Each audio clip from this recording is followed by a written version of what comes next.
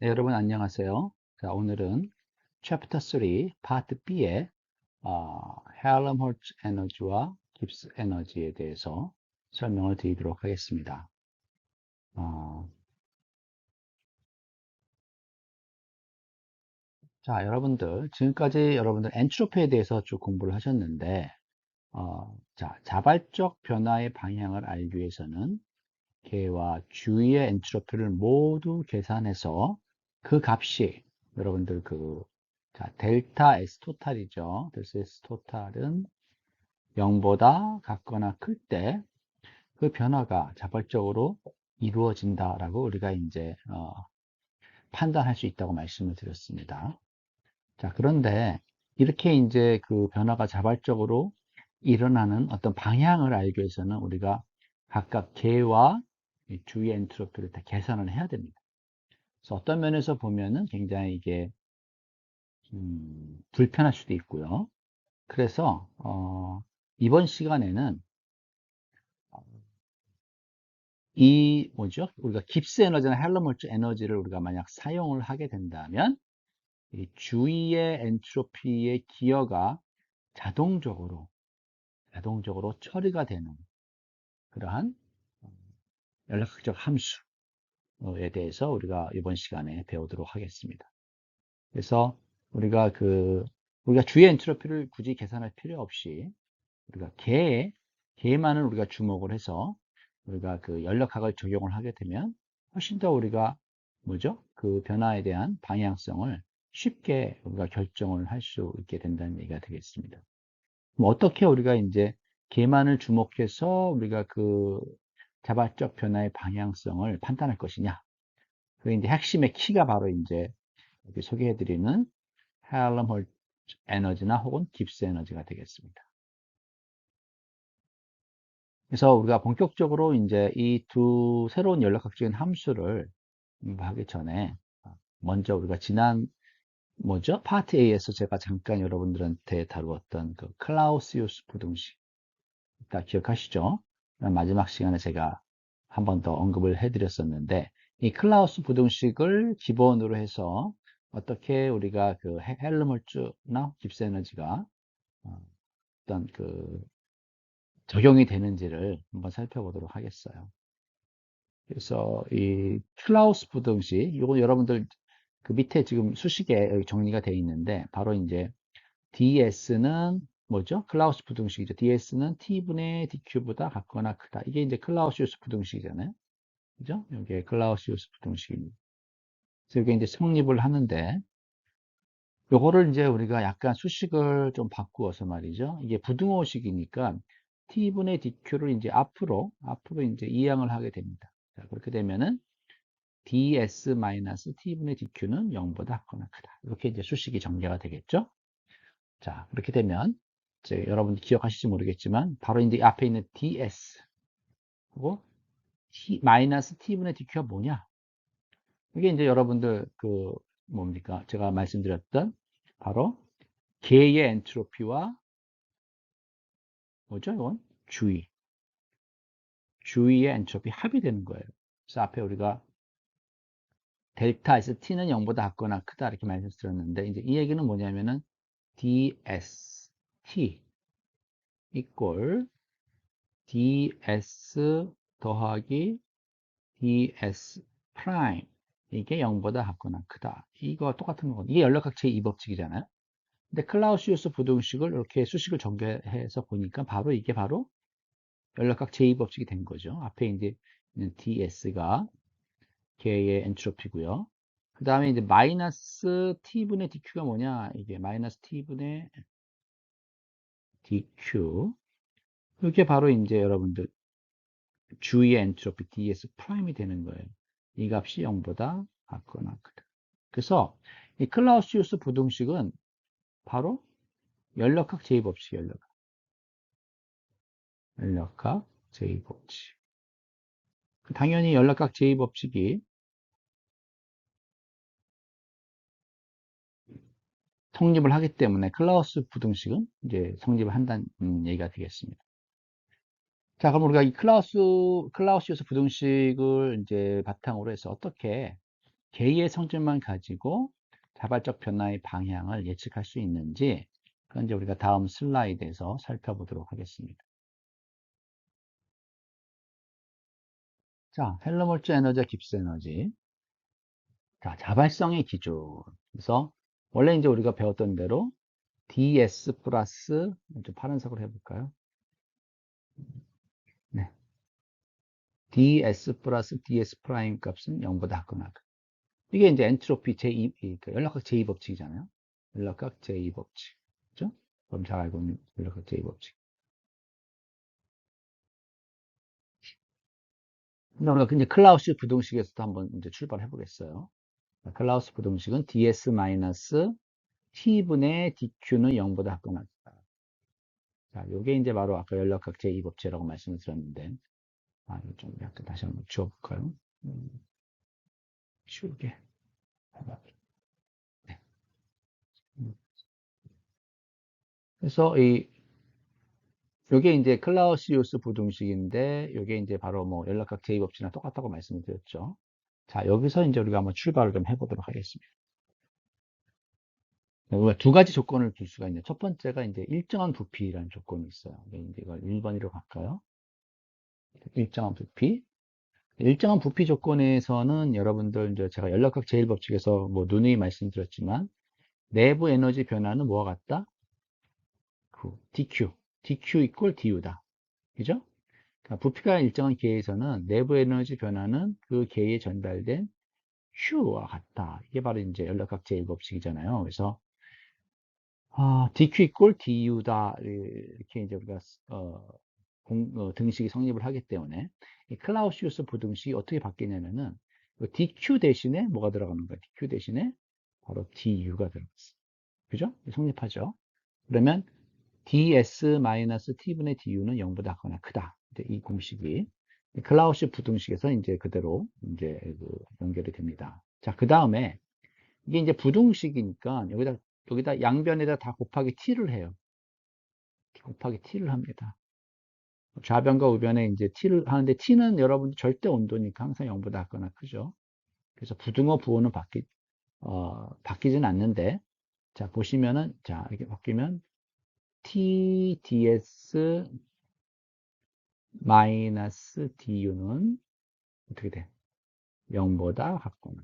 이게 이제 클라우시우스 부등식이 이렇게 바뀌어요. 바뀌는데, 요걸 이제 부호를 바꾸면 어떻게 되냐?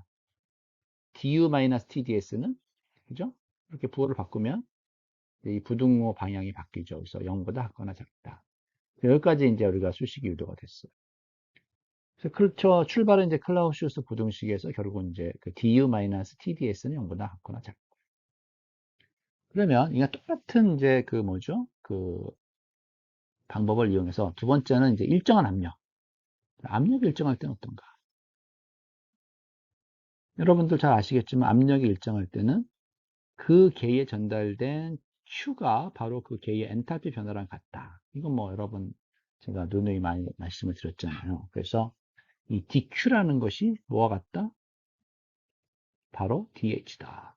그러니까 클라우시우스 부등식이 어떻게 바뀝니까? ds-t분의 dH 있고 0보다 같구나. 그죠? 네.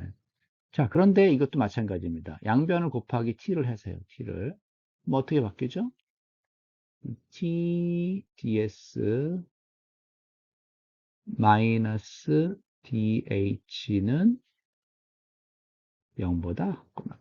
이렇게 이제 공식 바뀌는데 이제 이 dh 이걸 이제 부호를 바꾸게 되면 어떻게 돼? dh 마이너스 tds는 0보다 같거나 작다. 그래서 지금 왼쪽에 있는 이 식과 거의 이제 대칭적으로 이제 수식이 전개가 되는 것을 알 수가 있습니다. 자, 우리가 여기까지 이제 유도가 됐습니다. 자, 그럼 여기서 이제 갈림길이 생기는데요. 뭐냐면은 헬머홀츠 에너지와 이제 깁스 에너지 두 가지가 이제 이 클라우시우스 부등식에 이제 적용을 하게 됩니다. 자, 헬머홀츠 에너지는 일단 여러분들 그 연락학적인 함수인데요. 우리가 이렇게 정의를 어떻게 하냐면 헬머홀츠 에너지 A는 내부 에너지 빼기 TDS, TS다 이렇게 정의를 했습니다. 그래서 이 헬머홀츠라는 사람이 연락학을 다루다 보니까 어떤 그 내부 에너지와 온도, 엔트로피 어떤 관계에 이제 이 새로운 연락학적인 함수, 헬름홀츠 에너지를 정의를 하게 된 거예요. 그래서 A는 U-TD, TS다. 이게 이제 이 헬름홀츠 에너지는 U-TS. 이게 정한 겁니다. 이렇게 연락학적 함수로 정한 거예요. 자, 그러고 난 다음에 우리가 여기다가 이제 이 A의 아주 미수한 변화, dA 값. dA 값이 뭐냐? 이대로 그냥 써볼게요. dA는, 자, dA는 어떻게 돼? du죠, du. du 마이너스 d의 어떻게 돼? ts가 되겠죠. 지금 여러분들 미분식을 많이 다뤄서 알겠지만 지금 t하고 s 두 개를 미분해야 되는데 우리가 조건을 줬습니다. 뭐라고 줬냐면은 일정한 온도라는 조건을 줬어요. 자, 그렇게 되면 t는 상수값이 되죠. 그러면 du 마이너스 어떻게 돼? du 마이너스 네. t의 ds가 되겠죠. t는 상수값입니다. 그래서 지금 보시는 것처럼 지금 여기 그 박스 안에 da는 du 마이너스 t ds 이렇게 이제 헬름홀츠 에너지가 이제 이렇게 정의가 됩니다. 근데 이 헬름홀츠 에너지가 이렇게 전개되기 위해서는 반드시 어떤 조건? 그렇죠. 온도가 일정한 조건. 그래서 성립이 되는 거죠. 그러면 자, 지금 여기서 구한 dA 값하고요. 자, 보세요. 네. 자, 보세요. 여기서 du-tds가 바로 뭡니까? 앞에서 우리가 봤던 du-tds. 똑같죠, 이거랑. 그죠? 색깔 좀 바꿔볼까요? 녹색으로. 네. 지금 여기서 봤던 du-tds하고 이게 같죠? 그래서 이거를 다시 쓰면은 da는 du-tds 이렇게 쓸 수가 있습니다. 이게 뭐보다 작다? 0보다 작거나 작다. 이런 이제 부등식이 성립을 하게 되는 거예요. 그래서 dA, 헬름홀츠 에너지는 du-tds가 되는데 얘는 0보다 작거나 작다. 이게 이제 결국은 초기 어디야? 클라우시우스 부등식에서 유도가 된 최종적인 수식이 되겠습니다. 자, 근데 여기서 여러분들이 이제 한 가지 주의점은 뭐냐면 이 관계식, 다시 말하면 이제 다시 한번 써볼게요. da는 du-tds. 이 결국 이제 클라우시우스 부등식에서 유도가 된 식인데 얘가 어떻게 된다고? 0보다 같거나 작다. 그러면 0보다 같거나 작기 위해서 우리가 취했던 그 조건이 있습니다. 뭐냐면은 처음에 뭐가 일정하다고 그랬지? 그렇죠. 부피가 일정하다. 그러니까 부피가 일정합니다. 부피가 일정하고 두 번째 뭐가 일정해? 온도가 일정해요. 그래서 부피하고 T가 일정할 때는 헬름홀츠 에너지 dA 값은 0보다 같거나 작다. 이렇게 이제 최종적으로 우리가 수식에 정리됩니다. 그러니까 이건 이제 미수한 변화고요. da는 델타에는 어떤 finite change죠. 어느 정도 이제 measurable한 측정하는 변화가 일어났을 때 델타 A로 쓸 수가 있죠. 델타 A는 델타 U 마이너스 T 델타 S 똑같이 쓸 수 있습니다. 이것이 0보다 같거나 작다. 그러면 자 여기서 이제 우리가 이 공식 DA 값 델타 A 값이 0보다 같거나 작다는 것은 결국은 뭘 나타내 주는 거야? 결국은 우리가 처음에 클라우시우스 부등식에서 이 클라우시우스 부등식이 바로 이제 연락학 제2법칙이었죠. 전체 엔트로피 값이 0보다 같거나 크다라는 의미를 내포하고 있는 거라고 했잖아요. 클라우시우스 부등식이. 그러면 전체 엔트로피가 0보다 같거나 크다. 다시 말하면 자발적 변화의 방향을 나타내주는 조건이죠. 자발적 변화를 나타내는 조건이 전체 엔트로피가 0보다 같거나 크다. 혹은 클라우시우스 부등식이 성립을 하는 거죠. 이 클라우시우스 부등식이 결국은 온도나 부피가 일정할 때는 델타 A가 0보다 같거나 작다. 이게 바로 이제 자발적 변화의 방향을 조건이 되겠습니다. 이게 바로 이제 자발적 변화의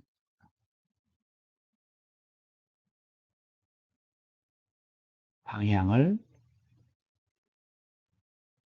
나타내 줄 수 있는 개의 성질이 되겠어요. 개의 성질. 즉, 개의 성질이라는 건 이제 델타 A 값이 0보다 작거나 작다라는 조건.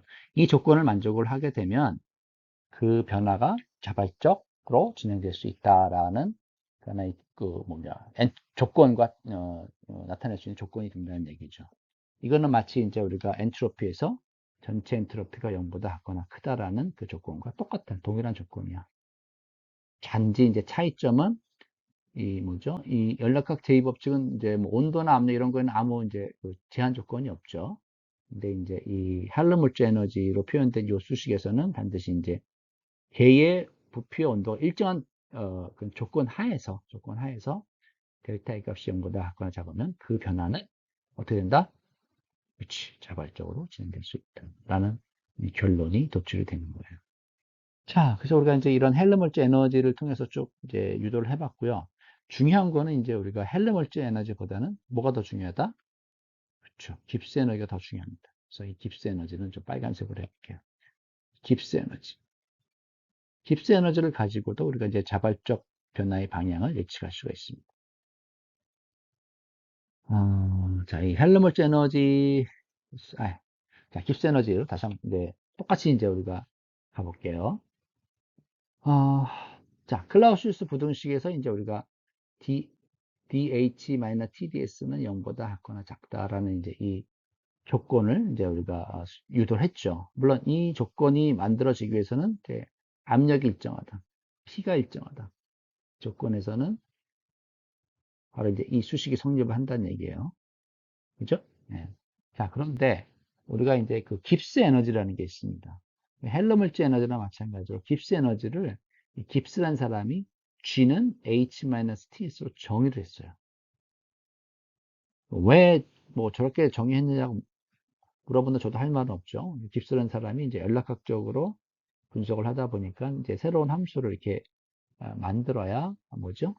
그 연락학적으로 굉장히 그 문제를 다루기 쉽기 때문에 새롭게 이제 깁스 에너지를 정의를 한 겁니다.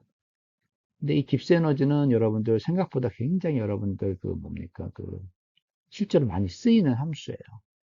특히 이제 그 생체 연력학을 다룬 뭐죠? 공부하는 사람들은 깁스 에너지가 없으면 뭐 연락학을 뭐죠? 그 에너지를 다룰 수가 없어요. 생체 에너지를. 그래서 이 깁스 에너지라는 건 어떻게 정의가 되냐면은 G는 H-TS. H라는 건 엔탈피죠. 그다음에 T는 온도입니다. 그리고 S는 엔트로피예요. 그래서 여러분들 G는 H-TS. 그게 이제 깁스 에너지죠. 자, 그러면 이 G의 이제 미소 변화 dG 값을 한번 살펴볼까요? dG 값은 이 G는 어떻게 쓸 수 있지? dH-D에 TS 이렇게 쓸 수 있죠. 똑같아요. 근데 여기도 마찬가지야. 온도가 일정한 조건을 주면 어떻게 되냐면은 이 G값은 어떻게 돼? dH-T의 DS가 되겠죠. 그죠? 자, 그러고 나서 보니까 바로 위에 우리가 구했던 이 dH-TDS 값이 어때? 0보다 작거나 작다. 이 조건이 만족이 되는 거야. 자, 그래서 이 깁스 에너지 변화 dG 값은 결국은 어떻게 돼? dH-TDS인데 얘는 0보다 작거나 작다가 되는 거예요. 그러니까 이것도 이제 결국 클라우시우스 부등식에서 결국은 이제 유도가 돼서 결국은 최종적으로 이 공식 유도가 됐는데 이것도 마찬가지죠. 그러니까 헬름홀츠 에너지는 마찬가지로 조건이 있죠. 뭐? 그렇죠. 압력과 뭐가 일정할 때? 온도가 일정할 때 깁스 에너지 변화는 0보다 작거나 작다라는 뭐죠? 이 조건만 만족하면 어떤 변화, 자발적 변화의 방향을 우리가 예측할 수 있다는 얘기예요. 그 변화가 자발적으로 일어날 수가 있다라고 우리가 이제 결론을 내릴 수가 있죠.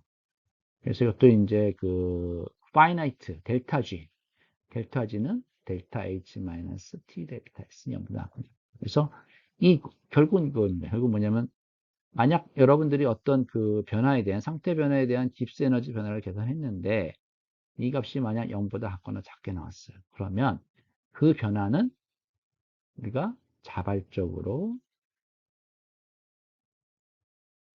진행될 수 있다라고 우리가 결론을 내릴 수가 있어요. 이때는 이 G, 깁스 에너지, 개의 성질만 가지고 우리가 판단한 거죠. 왜냐하면 깁스 에너지라는 게 개 시스템의 이제 깁스 에너지 변화잖아요. 여기서는 외부의 깁스 에너지 변화 이거 계산할 필요가 없습니다. 그냥 그 개 자체의 깁스 에너지 변화만 여러분들이 계산해서 그 값이 0보다 작거나 작게 나올 경우에는 바로 그 변화는 자발적으로 진행될 수 있다라고 결국은 우리가 판단할 수가 있는 거죠. 그래서 우리가 자발성의 기준이 우리가 이제 처음에는 전체 엔트로피를 가지고 처음에 이제 우리가 판단했었는데 이게 이제 어떤 조건, 예를 들면 뭐 이제 온도나 압력이 일정하거나 혹은 온도나 부피가 일정할 때는 헬름 물질 에너지나 깁스 에너지만 가지고도 그 자발성을 우리가 판단할 수가 있다. 훨씬 더 우리가 자발성의 기준을 좀 더 쉽게 적용할 수 있게 되었습니다. 그래서 여러분들이 이제 이 파2에서 주로 여러분들이 관심을 가져야 될 거는 깁스 에너지 어떻게 계산할 거냐. 그 계산하는 방법을 여러분들이 공부를 하고 그 값이 0보다 크냐 작냐에 따라 그 변화가 자발적으로 진행될 수 있는지 혹은 뭐 자발적으로 진행될 수 없는지를 여러분들이 판단할 수 있게 되는 거죠.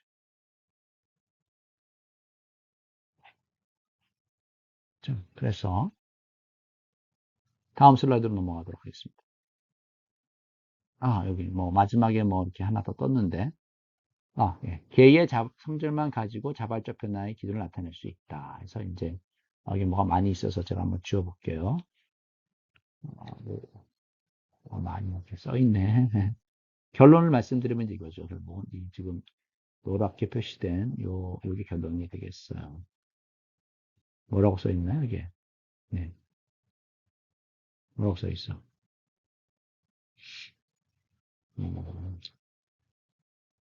그래서 개의 성질만 가지고 자발적 변화의 기준을 나타낼 수 있다. 이제 깁스 에너지라든지 아니면 뭐죠? 헬름holtz 에너지. 그 값을 여러분들이 계산해 주면 돼요. 근데 조건이 헬름holtz 에너지는 온도와 부피죠. 일정해야 되고 깁스 에너지는 온도와 압력이 일정해요. 그 조건에서는 이 두 개의 함수만 가지고도 우리가 그 자발적 변화의 기준을 제시해 줄 수가 있다라는 것이 이제 되겠습니다.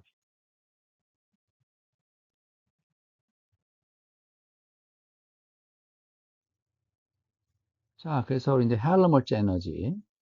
그래서 온도와 부피가 일정할 때 헬름holtz 에너지 변화 dA가 0보다 작다.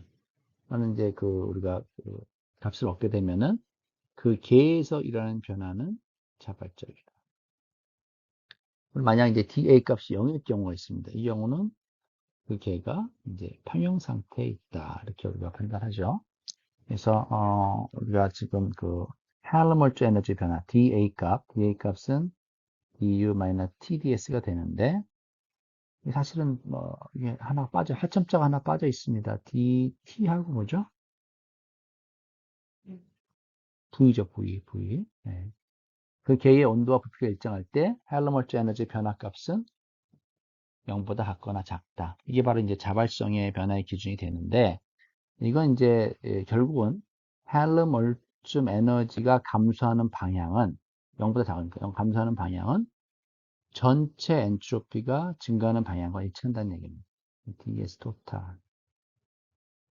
그래서 우리가 그 헬름holtz 에너지를 이제 계산할 때 결국 이거는 그 전체 엔트로피가 가장 최대화되는 그 경향을 결국은 이제 헬름holtz 에너지 변화를 통해서 우리가 측정을 하게 되고요. 그래서 이 값이 이제 0보다 작게 되는 그런 그 값을 얻게 된다면 그 변화는 이제 자발적으로 일어나게 된다. 그렇게 이제 우리가 해석을 하게 되겠습니다. 그래서 뭐 그 내용이 여기 나와 있는데, 자, A가 감소하는 방향은 총체적 엔트로피가 증가하는 경향과 일치합니다. 뭐 어쨌든 이게 이제 클라우시우스 이니퀄리티라는 관계식으로부터 이제 얻어진 관계식이기 때문에 기본적으로 이제 이 엔트로피의 경향과는 이제 반대 방향, 엔트로피가 증가하는 방향이 바로 하르멀즈 에너지가 감소하는 방향입니다. 그게 이제 자발성의 어떤 그 변화의 기준은 동일한 기준을 나타내 준다 이렇게 우리가 해석을 하게 되고요. 그리고 이제 헬머멀즘 에너지는 또 어떤 의미를 가지고 있냐면은 이제 맥시멈 웍이다. 델타 A는 맥시멈 웍이다. 그래서 여러분들이 만약 델타 A 값을 계산해낸다면은 그 값이 바로 어, 그 개가 할 수 있는 최대 A를 계산하는 거가 되겠습니다. 그래서 여러분들이 이 델타 A 값, 델타 A 여기 뭐 생략이 되어 있는데 T와 V죠. 이 값이 델타 U 마이너스 T 델타 S인데 이 값이 바로 그 개로부터 최대로 뽑아낼 수 있는 맥시멈 웍이 된다. 이게 이제 연락학적인 의미로 이런 의미를 가지고 있습니다. 그래서 여러분들 예제를 보시면은 여러분 뭐 책에도 예제가 나와 있지만 한번 좀 살펴볼까요? 자, 25도씨에서 1.0몰의 포도당이 이제 산화되는 반응이 되겠어요. 이게 이제 포도당이고요. 이 포도당이 뭐죠? 산소랑 만나서 CO2 가스가 되고, 그 다음에 이제 물이 되는 거예요. 물이 되는데, 물은 기체가 아니라 이제 액체입니다. 액체. 그래서 이게 이제 이산화탄소와 물로 산화가 되는데, 열 계량 결과에 의하면 25도씨와 표준 조건에서 델타 U 값이 마이너스 2808kJmol이고, 엔트로피 변화 값은 이제 182.4 Jmol/K다. 이렇게 이제 반응식이 나오고, 네, 델타 UR하고 델타 S 이게 이 값이 주어져 있습니다. 자, 그 다음에 이제 A번이죠. A번. 이 변화 중에 일정 압력하에서 열로 그리고 1로서 최대한 뽑아낼 수 있는 양은 얼마이겠는가 이게 이제 문제가 되겠습니다. 어쨌든 간에 이제 일정 압력하에서 열이라는 거는 바로 이제 여러분들 QP죠. QP. QP가 바로 이제 델타 H잖아요. 그래서 이 델타 H를 구하라는 얘기가 되겠어요. 그 다음에 이제 B번 문제는 1로서 최대한 뽑아낼 수 있냐. 이게 바로 아까 이제 델타 A라고 했으니까. 그래서 W 맥시멈은 이제 델타 A 값인데 이 값은 델타 U 마이너스 T 델타 S죠. T 델타 S. 그죠? 네, 그래서 자, 먼저 이제 우리가 뭐죠? 포도당 산화 반응식을 살펴보면 1몰의 포도당이 6분자의 산소를 만나서 6분자의 CO2와 6분자의 H2O 액체를 만듭니다. 이 반응에 대한 내부 에너지 변화값은 마이너스 2808이고요. 델타 S, 그 다음에 이제 298K죠. 그러면 여러분들 뭡니까?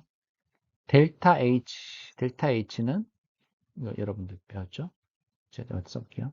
델타 H는 델타 U 플러스 델타 N 가스 RT.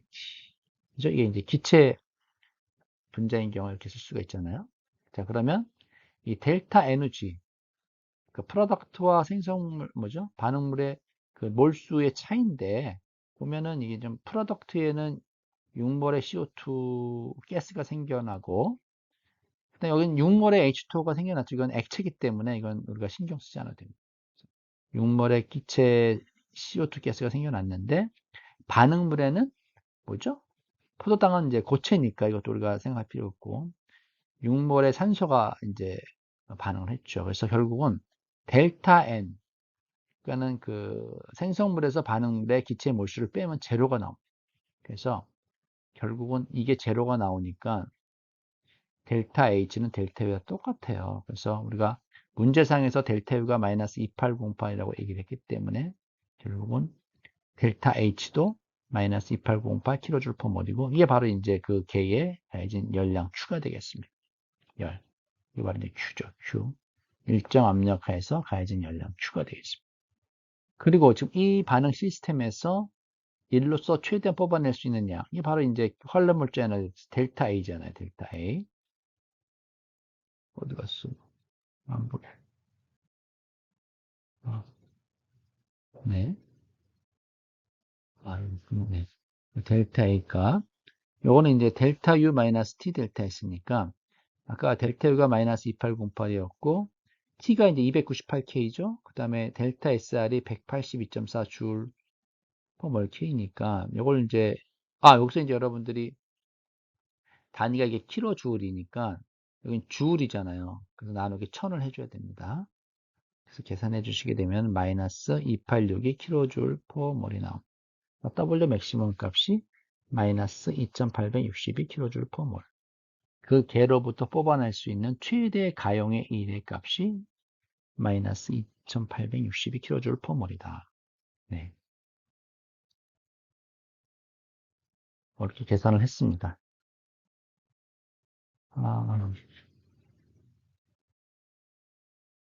네, 뭐죠?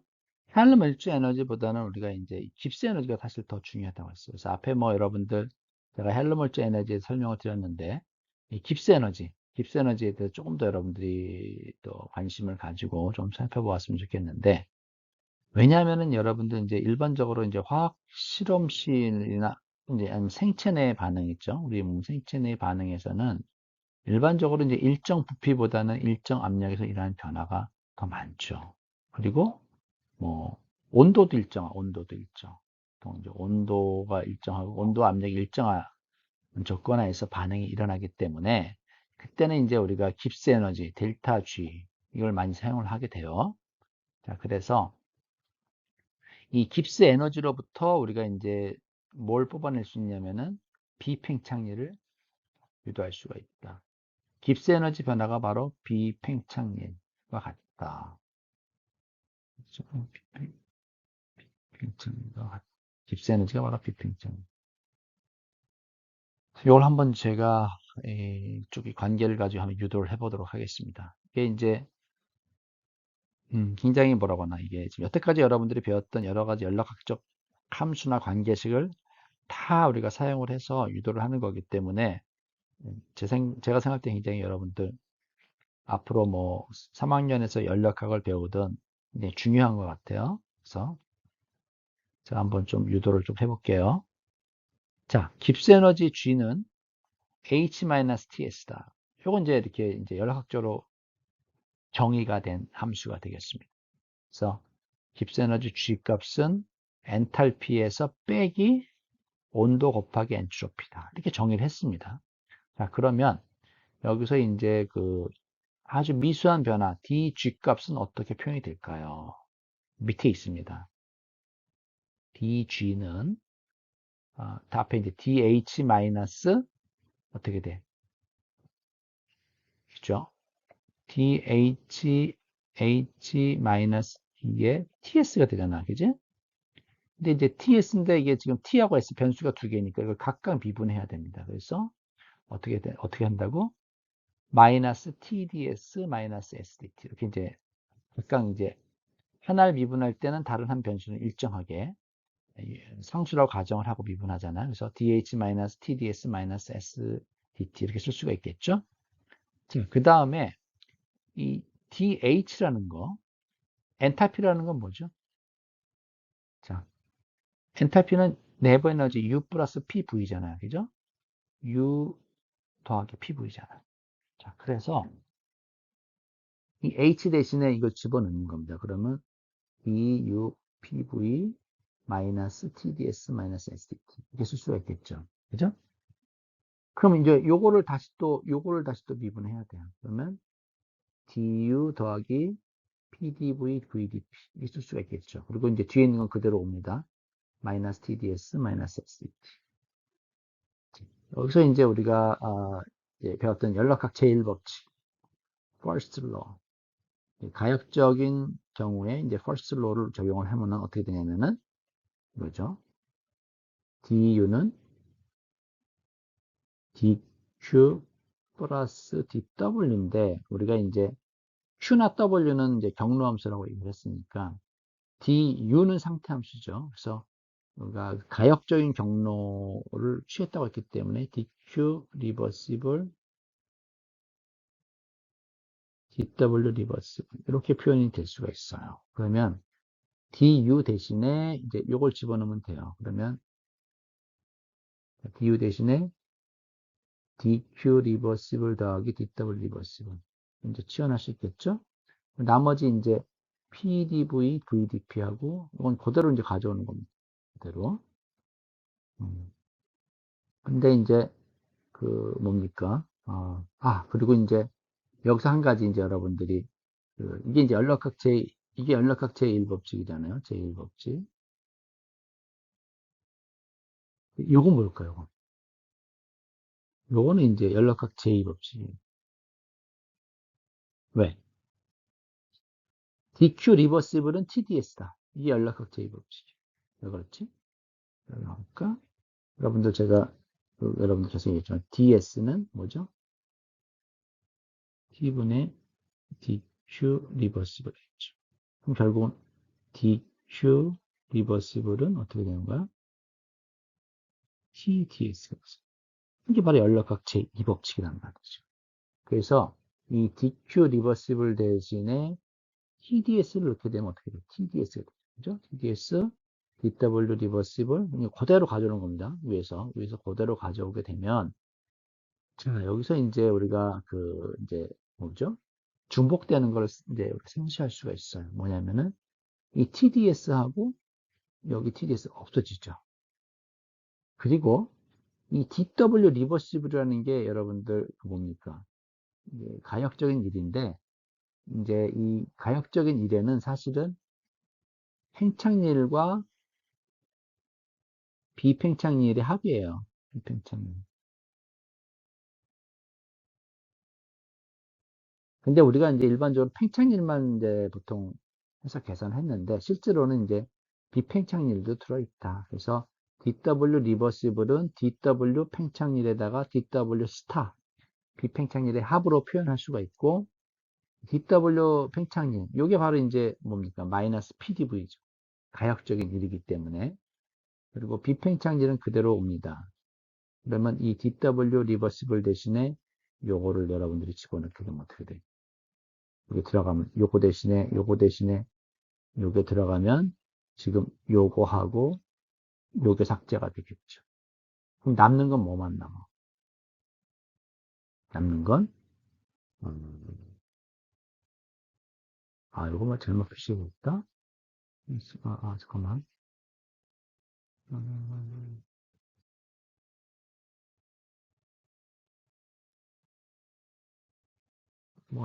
잘못되어 있는데 잠깐만.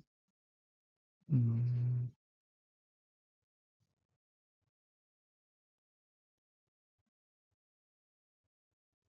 그러니까 이건 지금 그러니까 이거네. 그러니까 여기서 이제 여기로 넘어온 거네. 그냥 넘어오면 이제 이렇게 되는데 이제 이게 마이너스 PDV니까 PDV 더하기 뭐지? DW 스타니까 그러면 이제 여기 PDV하고 여기 없어지고 남는 건 요거만 남겠죠. 그죠? 남는 건 VDP 마이너스 SDT 플러스 DW 스타 이렇게만 남게 되는 거예요. 그래서 이런 이제 이게 과정이 뭐 복잡하긴 한데 다 여러분들이 배웠던 뭐지 연락학적인 함수와 공식을 이용해서 유도가 돼요. 쭉 내려와서 결국은 최종적으로 이렇게 됐는데 우리가 이제 깁스 에너지를 적용할 때는 우리가 일반적으로 이제 온도나 압력이 일정한 그런 계에 적용을 하잖아요. 그러면은 지금 VDP나 SDT에서 온도 압력이 일정하면 얘네들이 뭐가 되는 거야? 0이 되잖아. 그지? DP나 DT가 0이 되는 거예요. 남는 거는 뭐만 남는다? DW 스타만 남는다. 그러면 최종 결과식은 뭐죠? 깁스 에너지 변화는 DW 스타다. 이렇게 되는 거예요. 그래서 아까 이제 헬름홀츠 에너지 같은 경우는 그 걔가 할 수 있는 최대의 가용일인데 반해서 깁스 에너지 변화는 그 걔가 행할 수 있는 뭐 최대의 비팽창이라고 보시면 되겠어요. 비팽창일. 비팽창이라는 거는 팽창을 수반하지 않으면서 행하는 일인데 이런 게 이제 보통 뭐냐면은 음, 전기적인 화학 반응, 산화 환원 반응, 뭐 화학 반응이라든지 전기적 비팽창 이런 것들이 이제 비팽창일이 되겠습니다.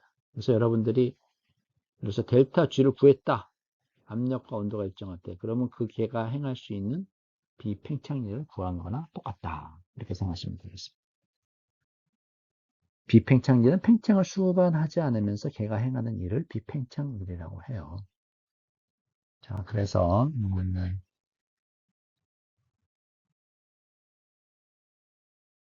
그럼 이제 비팽창일을 어떻게 계산할 거냐?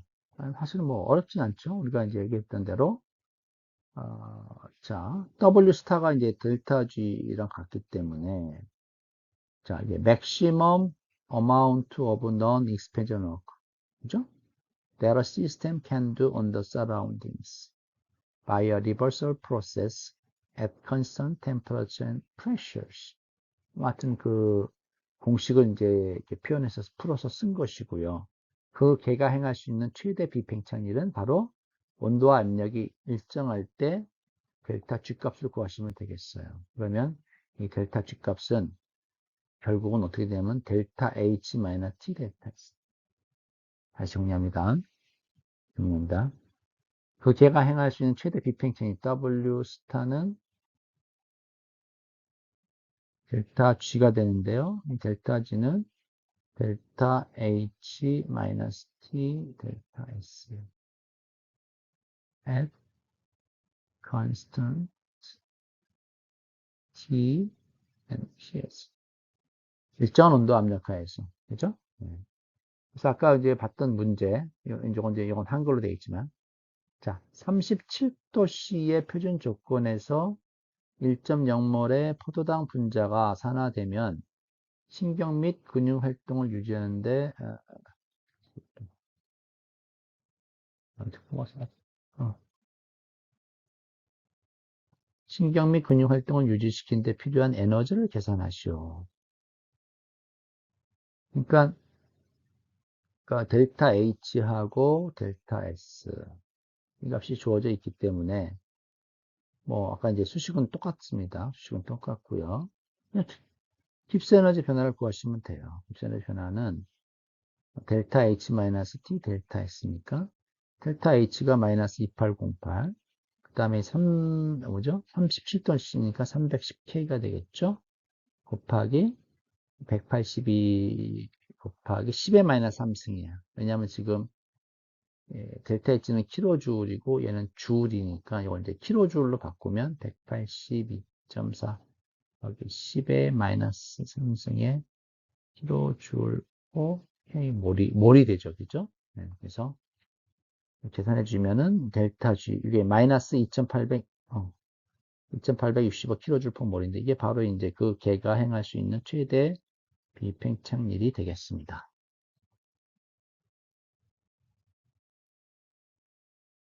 자, 그래서 이제 지금까지 좀 이제 배웠던 내용 다시 한번 정리하겠습니다. 자발성의 기준에서 자, 지금까지는 우리가 이제 전체 엔트로피 델타 ST를 계산해서 이 값이 0보다 같거나 크냐를 가지고 그 변화가 일어날 수 있다 없다를 우리가 이제 판단했지만 자 이제는 이제 이 뭐죠 엔트로피가 아닌 깁스 에너지 변화만 가지고도 우리가 판단할 수 있게 되겠습니다.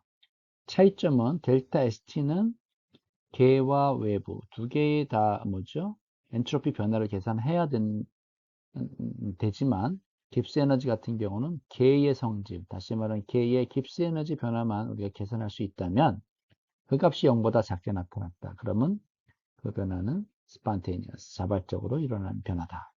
만약 깁스 에너지 변화가 0보다 크게 될 경우에는 그 변화는 비자발적인 변화다. 그래서 외부의 에너지나 물질의 투입이 필요한 변화다라고 할 수 있고요. 만약 이제 깁스 에너지 변화 값이 제로가 된다 그러면 평형이죠. 그래서 이거는 뭐 뭐 이쪽으로 혹은 반대쪽으로도 이제 변화가 가능한 가역적 변화인 경우에 평형 상태에 있을 때 이제 깁스 에너지 값이 이제 제로가 됩니다. 그래서 우리가 이제 다시 한번 일정한 온도와 압력하에서 깁스 에너지가 감소하는 방향으로 화학 반응이 자발적으로 일어나려면 일정한 온도 압력하에서 이 조건, 깁스 에너지 변화값이 0보다 작거나 작다라는 조건을 만족해야 된다. 라는 이제 새로운 자발성의 기준을 저희가 이제 깁스 에너지 변화로 제시할 수가 있게 되겠습니다. 그래서 이러한 걸 이제 바탕으로 해서 한번 예제 문제를 풀어보면요. 자, calculate the Gibbs free energy for the following reactions. 온도와 지금 압력이 주어져 있습니다. 자, 그랬을 때 A번 문제. 이 변화가 자발적으로 일어날 수 있을까요? 자, 지금 이 반응식은 이건데요. H2O가 이제 뭐죠? 수소와 산소로 분해가 되는 건 반응이 되겠어요. 이 분해 반응에 대한 엔트로피 값이 이렇게 돼 있고요. 그 다음에 이제 엔탈피 값이 이렇게 주어져 있습니다. 그러면 다시 말하면 이제 25도씨와 1기압의 압력하에서 이 반응이 자발적으로 진행될 수 있느냐 없느냐를 우리가 판단하려면 저처럼 델타 S T 이걸 계산하는 것이 아니라 이 반응에 대한 깁스 에너지 변화를 구하면 돼요. 델타 G가. 그러면 델타 GR은 델타 HR 마이너스 T 델타 S. 그죠? 이렇게. 여기 R은 이제 리액션, 반응. R은 반응이란 뜻이죠, 리액션. 자, 그러면 이제 여기 문제상에서 델타 HR이 285.83kJ/몰이 나왔고, 그 다음에 T가 뭐죠? 25도씨니까 298K가 되겠습니다. 그리고 델타 S는 163.1 곱하기 10의 마이너스 3승. 이거 이제 주를 이제 킬로줄로 바꾸려니까 이렇게 된 겁니다. 그렇죠? 네. 계산해 보니까 델타 G 값이 237.19가 나왔어요. 그러니까 이게 이제 0보다 어때? 크게 나왔죠. 그럼 이 반응, 다시 말하면 지금 이 방향으로의 반응이 진행될 수 있을까 없을까? 없죠. 자발적으로 진행될 수가 없습니다. 네. 이게 그러니까 25도 시작을 1기압에서 막 물이 갑자기 가수 분해가 돼서 수소와 산소 기체가 된다. 이거 여러분들 본 적이 없잖아요. 그죠? 그래서 이러한 조건에서는 가능하지 않지만, B번, find out the temperature for the above reaction to proceed spontaneously. 자, 이 반응이 자발적으로 진행되기 위한 온도를 구하라, 온도. 그러면 아까 이제 델타 G 값이죠. 델타 G 값은 델타 H 마이너스 T 델타 S인데, 이게 0보다 같거나 작으려면 이 T가 얼마가 돼야 되겠느냐. 이걸 이제 구하라는 얘기예요. 그죠? 그러면 이제 결국은 T는 이거죠. 결국은 이 값이, 그러니까 다시 말하면 이제 델타 H 마이너스 T 델타 S 값이 0이 되는 온도 T를 구하면 됩니다. 이때 T. 그래서 T는 어떻게? 델타 H 나누기 델타 S. 그래서 이제 이 공식을 사용을 해서 구하게 되면 T는 1752K가 나와요. 그래서 최대 온도가 굉장히 이제 요 1752K니까 거의 1500도씨 이상 되는 고온에서는 물이 저렇게 이제 1기압하에서 수소기체와 이제 산소기체로 분해가 될 수가 있다. 그래서 T는 1725, 보다 같거나 클 때 깁스 에너지 변화값은 0보다 같거나 작게 된다. 라는 이제 결론이 나오게 되죠. 이때 계산할 때 이제 엔탈피는 킬로줄로 되어 있고 엔트로피는 줄로 되어 있기 때문에 요거 그 단위를 맞춰서 계산해 줘야 정확하게 이제 계산을 할 수가 있게 되겠습니다.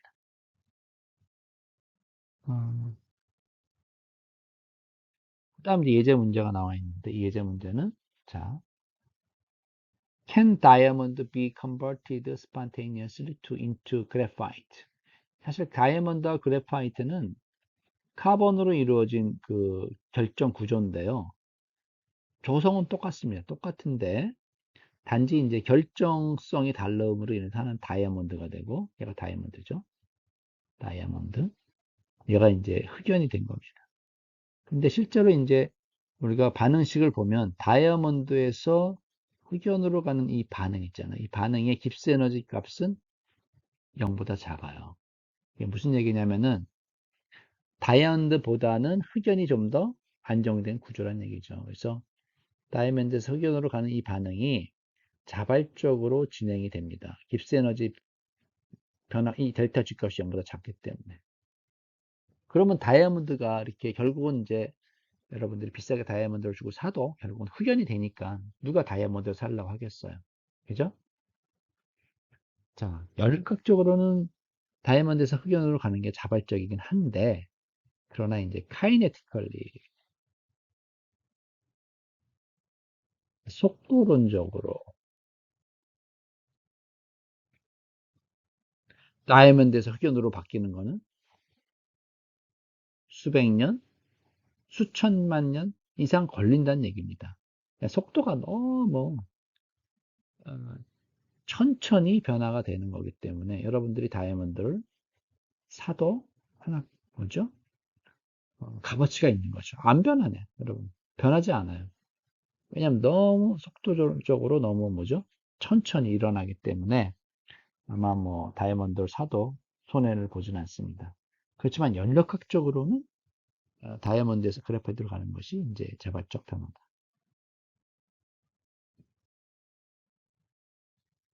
네. 뭐죠? 답이 어떻게 나왔나요? 네. 쭉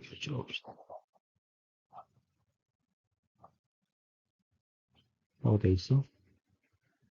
네, 답은 yes인데요.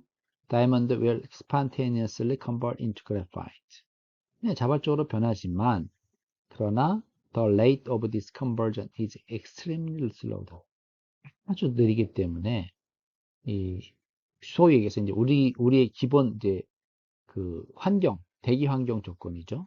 일기압과 온도는 대략 뭐 25도씨 이 조건에서는 이 다이아몬드가 흑연으로 거의 변하지는 않는다 이렇게 보시면 되겠어요. 음.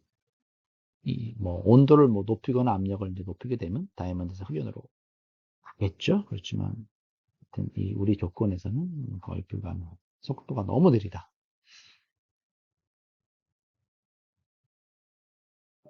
자, 그 다음에 이제 요건 이제 약간 여러분들 그 제가 아까 이제 깁스 에너지라는 게 특히 여러분들 그 생화학 반응에서 굉장히 중요하다고 말씀을 드렸었는데 뭐 거기에 대해서 잠깐 좀 살펴보도록 하겠습니다. non covalent reaction이라고 해서 이제 여러분들 그 그러니까 여러분들이 여태까지 이제 그뭐 유기화학이나 일반 화학에서는 이제 주로 공유결합 뭐 이런 거 많이 배웠잖아요. 공유결합 뭐 이렇게 본딩 뭐 이런 결합들을 많이 배웠는데 실제로 이제 이 바이오케미컬 프로세스 생화학 반응에서는 이 공유 결합보다는 이제 상당히 약한 결합이 주로 관여를 하게 됩니다. 그래서 이러한 결합을 우리가 뭐라고 불러주냐면은 non-covalent bond라고 그래요. 비공유 결합이에요.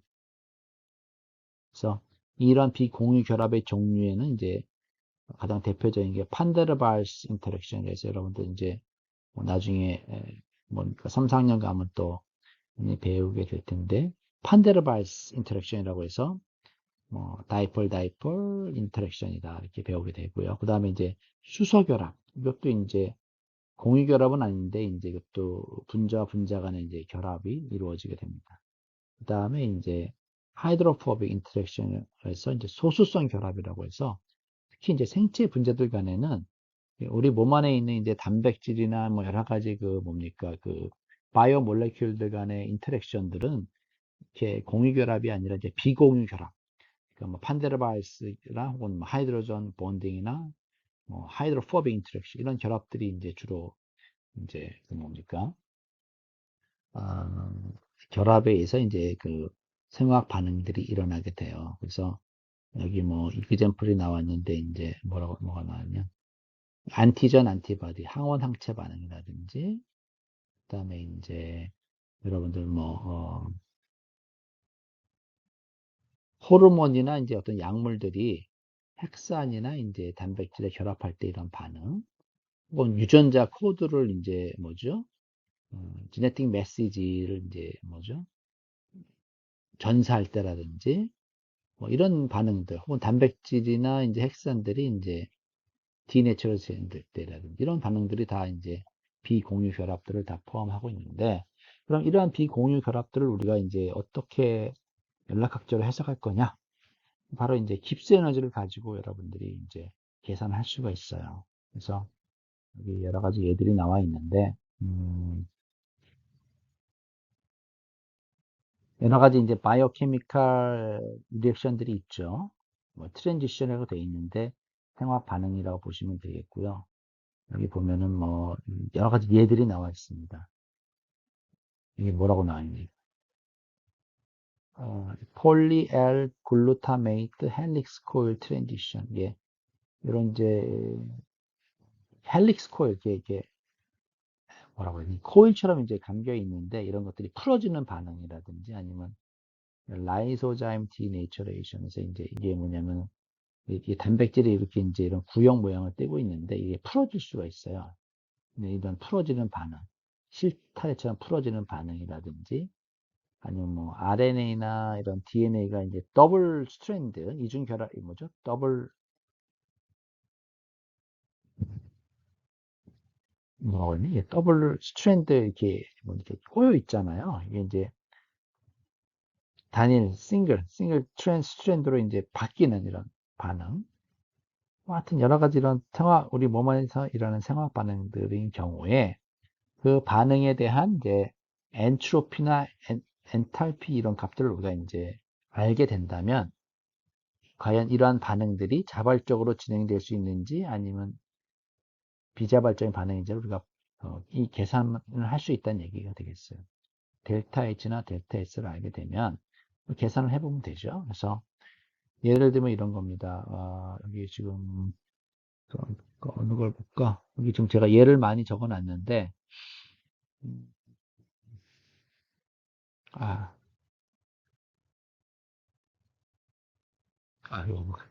요거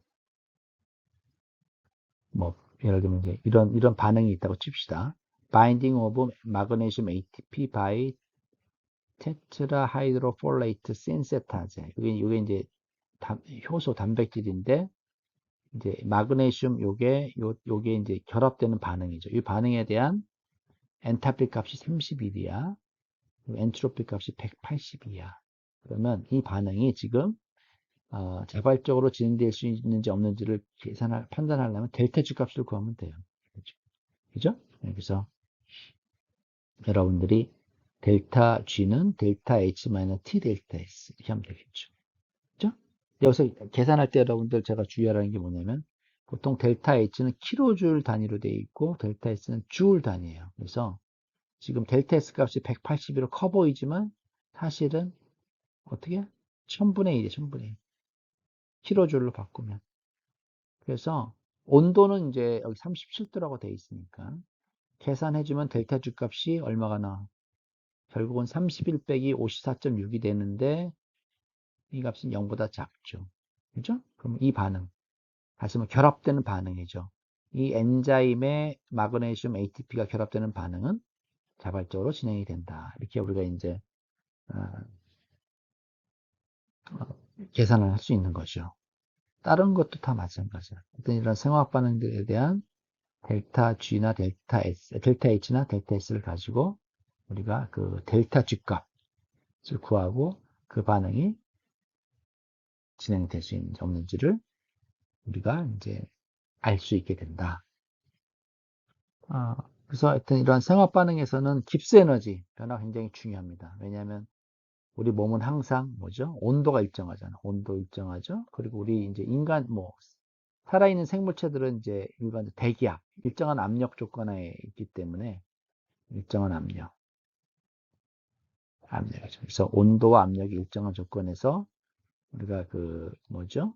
그 어, 에너지 연력학을 다룰 때는 이제 깁스 에너지 변화를 가지고 우리가 다루게 된다. 이렇게 보시면 되겠습니다. 뭐 뒤에 이제 예제 문제가 나와 있는데 요거 이제 봅시다. 아마 이제 오늘은 여기까지 어, 수업을 진행을 해야 될 것 같고요. 이게 이제 비대면을 하다 보니까 조금 전달이 제대로 잘 되는지 안 될지 잘 모르겠는데, 하여튼 여러분들 뭐 생화 이제 문제긴 한데, 뭐 이게 뭐 이 자세한 내용은 모른다고 치더라도 일단은 그냥 우리가 결과는 이제 뭐죠? 이 반응이 뭐냐면은 더블 스트랜드 DNA가 이제 싱글 스트랜드 DNA로 될 거냐 말 거냐. 이걸 이제 이 반응이 델타 G 값을 계산을 해서 어, 자발적으로 진행될 것이냐 안 될 것이냐를 우리가 이제 계산하라는 얘기예요. 그러면 뭐 여기 뭐 그러면 이제 델타 G는 델타 H 마이너스 T 델타 S인데 아, 어떻게 되냐? 음, 델타 S 값은 지금 여기 델타 S 값은 100 줄 포 K 몰이에요. 여기 주어져 있죠? 그죠? 그다음에 이제 델타 H 값은 조금 이제 여러분들 생화학을 좀 알아야 되는데 에, 에, 결국은 뭐냐면은 이제 여기 그 30kJ하고 44kJ의 평균값으로 계산을 해야 돼요. 델타 H 값은 평균값으로 2분의 30 더하기 44 그러면 37이 나옵니다. 그래서 계산을 하게 되면 델타 G 값이 어떻게 돼? 6.0kJ/몰이 나오죠. 근데 이게 0보다 크잖아. 그러면 이 반응이 자발적으로 진행될 수가 없죠. 그러면 제가 이제 여기에 문제를 더 냅니다. 그럼 이 반응이 자발적으로 진행되려면 온도는 얼마가 돼야 되겠습니까? 라고 물어본다면 어떻게? 요게 0이라고 놓고 t를 구하면 돼요. t. t는 어떻게? 델타 S분의 델타 H. 그래서 이 온도를 구하면 아까 이제 여기서 온도가 310K였는데 이 t 값은 310K보다는 어떻게? 더 클까 작을까? 더 커야 되겠죠. 그죠? 이 값이 더 커야 이제 이 전체 값이 마이너스가 나오기 때문에 이건 여러분들이 계산해 보면 알 수 있어요. 뭐 이건 나중에 이제 숙제 같은데 이제 아마 이런 문제가 나올 것 같은데 그래서 이 반응이 자발적으로 진행되기 위해서 필요한 뭐 온도를 구하시라면 여러분들이 이렇게 해서 계산하시면 됩니다. 네. 그리고 여기서 왜 평균값을 했느냐 이건 몰라도 돼. 하여튼 뭐 나중에 뭐 혹시 시험에 나오더라도 제가 뭐 이렇게 그러니까 뭐 평균을 해서 뭐 값을 구하는 식 뭐 문제로는 나오지 않고 그냥 딱 주어질 델타 H는 얼마고 델타 S는 얼마 이렇게 딱 주어질 거니까 그게 신경 쓰지는 않아도 됩니다. 그래서 우리가 이제 이번 뭐 수업 시간을 통해서 다시 한번 말씀드리면 델타 S 토탈을 계산할 필요가 없다. 이거 대신에 우리가 델타 G 값을 계산해서 뭐죠? 그 개의 변화가 자발적으로 일어날 수 있는지 없는지를 판단할 수가 있는 예, 그런 뭡니까 그 연락학적인 함수 그 관계식을 저희들이 이제 배우게 되었습니다. 자, 그래서 아마 이제 전체적인 강의 시간이 아마 거의 50분 이상 넘었을 것 같은데 오늘은 여기까지 마무리하고요. 그 한 가지 제가 혹시 이제 광고를 드리면은 그 지난 2차 시험 때, 자, 2차 시험 때 여러분들 시험을 안 본 학생들이 있습니다. 뭐 시험을 안 본 학생이 한 명, 두 명 정도 있는 것 같고, 그 다음에 그때 제가 뭐죠? 그 시험 그때 감독을 들어갔었는데 감기가 걸려가지고 독감이 걸려서 시험 공부를 전혀 못한 학생이 있더라고. 그래서 제가 하여튼 뭐 다음 시간에 다시 말씀을 드리겠지만은 내가 뭐 정말 시험 공부를 못해서 아니면 부득이한 사정으로 이제 시험을 못 보게 되는 뭐죠? 그런 그 상황 때문에 시험 못 본 사람들은 원한다면은 저희들이 이제 뭡니까, 이제 마지막 3차 시험 보잖아요. 3차 시험을 보고 그 이후에 2차 시험 볼 수 있는 기회를 주려고 합니다. 기회를. 근데 이제 2차 시험은 지난번 봤던 것보다는 최소한 1.5배에서 2배 정도? 한 1.5배 이상은 어려울 거예요, 아마.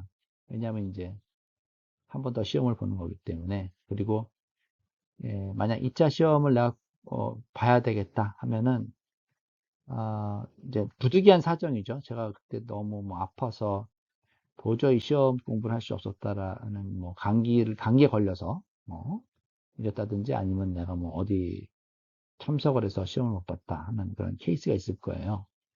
그래서 그 말씀을 해주시면은 뭐 몇 명이 될지는 모르겠지만은 이제 3차 시험 끝나고 뭐 그 다음 날이라든지 뭐 하여튼 이렇게 해서 시험을 볼 수 있게 제가 기회를 주겠습니다. 하지만 시험은 지난번 봤던 것보다 어려울 것이다.